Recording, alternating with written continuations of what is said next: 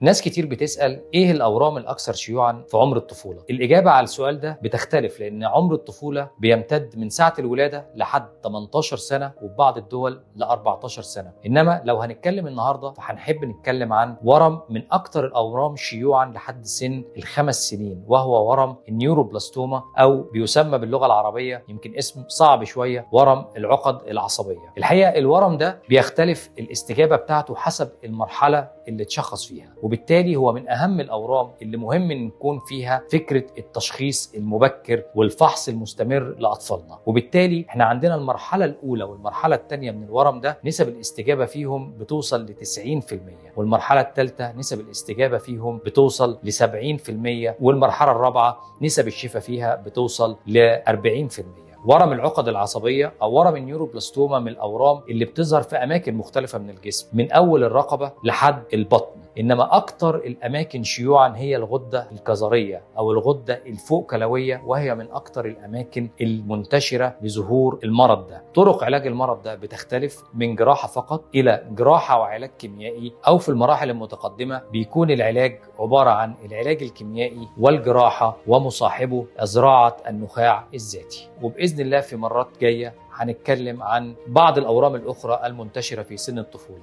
معاكم دكتور محمود حماد، أستاذ أورام الأطفال، معهد الأورام القومي، جامعة القاهرة.